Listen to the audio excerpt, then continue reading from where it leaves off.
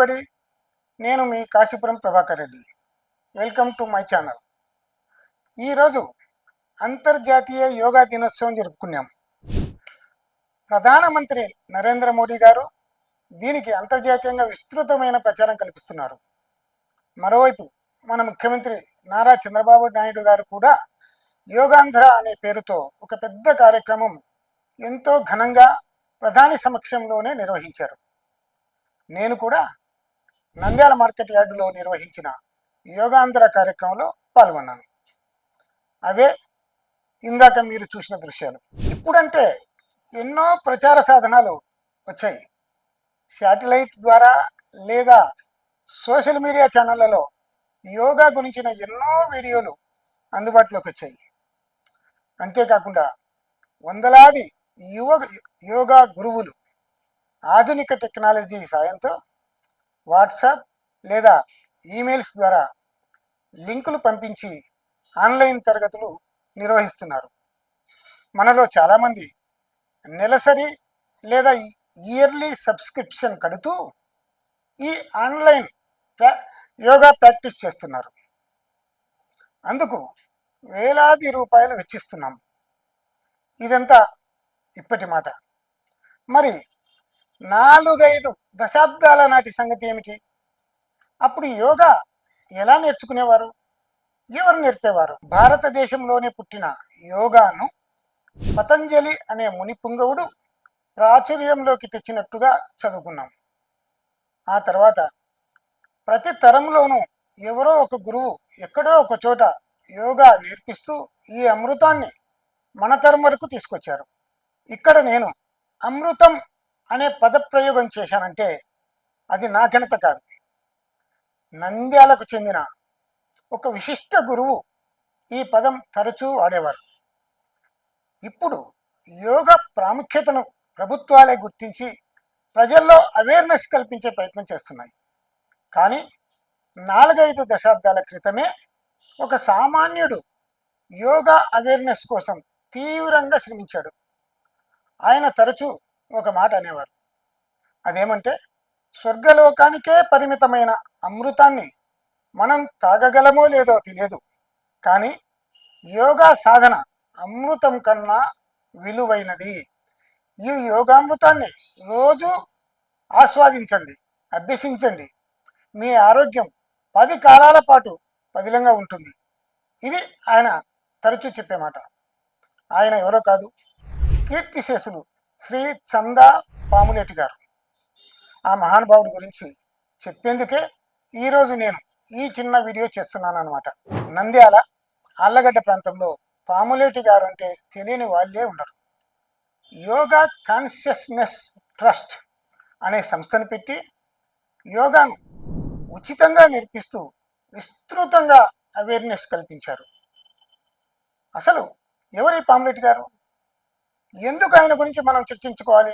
చందా పాములేటి గారు నంద్యాల పట్టణంలోని బొల్లెద్దుల వీధిలో 1947లో ఒక సాధారణ మధ్యతరగతి కుటుంబంలో జన్మించారు. ఆయన తల్లిదండ్రులు నరసింహులు, లక్ష్మమ్మ గారు. పాములేటి గారు అప్పట్లోనే BA వరకు చదువుకున్నారు. చిన్న చిన్న వ్యాపారాలు చేసుకుంటూ జీవనం సాగించేవారు. 1971లో ఆయన భార్య పద్మావతి గారు చనిపోవడంతో మానసిక ప్రశాంతత కోసం ఎక్కువగా ఆధ్యాత్మిక కార్యక్రమాల్లో మునిగి తేలేవారు. ఈ క్రమంలో బసవయ్య అనే యోగా గురువు పరిచయం ఆయన జీవిత విధానాన్ని పూర్తిగా మార్చివేసింది. అప్పట్లో దేశంలో ఎక్కడ యోగా కార్యక్రమాలు జరుగుతున్నా పాములేటి గారు వెళ్ళి పాల్గొని ప్రదర్శనలు ఇచ్చారు. ఆయన నంద్యాలకే పరిమితమై యోగా అభివృద్ధిపై దృష్టి పెట్టారు. యోగా కాన్షియస్నెస్ ట్రస్ట్ అనే సంస్థను స్థాపించి ఆయన ఇంటింటికి తిరిగి యోగా చేయడం వల్ల కలిగే ప్రయోజనాల గురించి బాగా వివరించేవారు. యోగా అభ్యాసులు పెరగడంతో 1984లో నంద్యాల మున్సిపల్ హై స్కూల్ ప్రాంగణంలో తరగతులు నిర్వహించడం మొదలుపెట్టారు. యోగా తరగతుల నిర్వహణలో ఆయన ఎదుర్కొన్న ప్రధాన సమస్య ఏమంటే, చాలామంది తొలుత ఎంతో ఉత్సాహంగా హాజరవుతారు, తర్వాత వ్యక్తిగత పనుల్లో మునిగి లేదా బద్ధకం వలన క్లాసులు ఎగ్గొడతారు. ఇది అందరం చేసే పనే, అవునా? అయితే దీనికోసం ఆయన ఒక స్పెషల్ డ్రైవ్ చేపట్టేవారు. అదేమంటే, యోగా క్లాసులకు ఒక వారం రోజుల పాటు ఎవరైతే యగనామం పెడతారో వాళ్ళ ఇంటికి కొందరు శిష్యులను వెంటబెట్టుకుని తానే స్వయంగా వెళ్తారు. ఏమీ లేదమ్మా, మీ ఇంట్లో గ్లాసుడు పాలు తాగిపోదామని వచ్చా అని చిరునవ్వుతో అంటారు. దాని అర్థం ఏమిటో మా నంద్యాల శిష్యగణానికి బాగా తెలుసు. మరునాడు ఆ శిష్యుడు యోగా క్లాస్కు రాకుండా ఉండగలడా? అది ఆయన మోటివేషన్ చేసే స్టైల్. ఆ విధంగా ఆయన నిరంతరం యోగా కార్యక్రమాల్లో మునిగి తేలేవారు. నాకు యోగా పరిచయం చేసిన మహానుభావుడు ఆయనే కాబట్టి ఇవాళ యోగా డే సందర్భంగా గుర్తు చేసుకుంటున్నా. నేను కూడా ఇలా ఆయన నిర్వహించిన స్పెషల్ డ్రైవ్ల లబ్ధిదారుడినే అని చెప్పేందుకు నాకేం మొహమాటం లేదు. ఎలా నెట్టుకొచ్చేవారో కానీ ఆయన ఏనాడు నెలసరి ఫీజు అంటూ అడిగేవారే కాదు. శిష్యులే తలా ఇంత వేసుకుని ఇచ్చేవారు. దీనితోనే ఆయన సరిపెట్టుకునేవారు. ఆయన శ్రమను గుర్తించి పారిశ్రామికవేత్త స్వర్గీయ ఎస్పి రెడ్డి గారు, అంటే మా ఎక్స్ ఎంపీ గారు, శ్యామకాలువ సమీపంలో నంద్యాల అనుకుని ఉంటుంది, అది ఒక ఆశ్రమాన్ని నిర్మించారు. దీనికి అమర యోగ వికాస కేంద్రం అని పామ్లెట్ సార్ పేరు పెట్టుకున్నారు. ఆ తర్వాత యోగా అభ్యాసులకు ఇదే కేంద్ర బిందువు అయింది.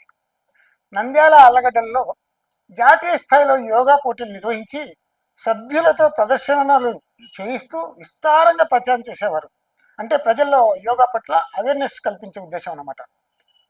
మాజీ ఎంపీలు ఎస్పి రెడ్డి, భూమనాగిరెడ్డి, పోచ బ్రహ్మానంద రెడ్డి, మాజీ ఎమ్మెల్యే కాటసాన్ రాంభూపాల్ రెడ్డి లాంటి ప్రముఖులు కూడా ఆయన వద్ద యోగా నేర్చుకున్న వారే కావడం గమనార్హం. పాములేటి సారు ఎప్పుడు కాషాయ దుస్తుల్లోనే కనిపించేవారు. ఆడంబరాలకు ఆయన చాలా దూరం. నిరంతర యోగా అభ్యాసం వల్ల పాములేటి గారు జీవితంలో ఎన్నడూ అనారోగ్యం పాలు కాలేదు. ఆసుపత్రి గడప తొక్కి కూడా ఎరుగరు. ఆయన వల్ల తమ ఆరోగ్యాలను మెరుగుపరుచుకున్న వారు వందలు వేల సంఖ్యలో ఉంటారు.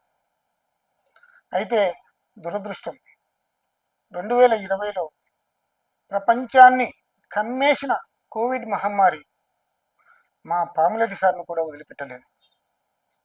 2020లో 74 ఏళ్ల వయసులో ఆయన తొలిసారి కోవిడ్ బారిన పడ్డారు. ఎలాగో కోలుకున్నారు. అయితే ఎందరికో ఆరోగ్యాన్ని పంచిన ఆయనపై ఎందుకు పగబట్టిందో కానీ పట్టు వదలని ఆ మహమ్మారి కోవిడ్ 2021లో మరోసారి ఆయనను చుట్టుముట్టింది. ఈ కోవిడ్ రెండో అటాక్ వల్ల ఆయన ఊపిరితిత్తులు తీవ్రంగా దెబ్బతిన్నాయి. కుటుంబ సభ్యులు ఆయనను హైదరాబాద్లోని ఒక కార్పొరేట్ ఆసుపత్రిలో చేర్పించారు. అయితే అక్కడ జరిగిన ఒక శస్త్రచికిత్స వికటించడంతో ఆయన కోలుకోలేకపోయారు. ఆ విధంగా 75 ఏళ్ల వయసులో మా నంద్యాలను శాశ్వతంగా విడిచిపెట్టారు. కుమారుడు యోగానంద్, కుమార్తెలు పరిమళ, పద్మప్రియలు కూడా హైదరాబాద్లో యోగా తరగతులు నిర్వహిస్తున్నారు. యోగిరెడ్డి అనే వ్యవసాయాధికారి, అప్పట్లో నాతో పాటు ఆయన కొలిక్ కూడా, నాకంటే చాలా పెద్దోడు, 45 ఏళ్లుగా పాములేటి సార్ వద్ద అభ్యాసం చేస్తున్నారు. ప్రస్తుతం ఈయన 75 ఏళ్ల వయసులో కూడా ఎంతో ఆరోగ్యంగా ఉంటూ ఆశ్రమ బాగోగులు చూసుకుంటున్నారు. అప్పటి 25 నుంచి ఇప్పుడు దాకా నేను కంటిన్యూగా 40 ఏళ్ళు నుంచి యోగాసనం చేసుకుంటే ఉన్నా. నా వయసు ఇప్పుడు 75. ఈరోజు యోగా డే సందర్భంగా యోగా ఉపయోగాలు ఏమిటి అన్నది నేను కొత్తగా చెప్పాల్సిన అవసరం లేదు. కావాల్సినంత సమాచారం మీకు గూగుల్లో అందుబాటులో ఉంటుంది. యోగా అభివృద్ధి కోసమే తన జీవితాన్ని ధారపోసిన పాములేటి సార్ వంటి మహానుభావులను స్మరించుకోవడం మన కర్తవ్యం.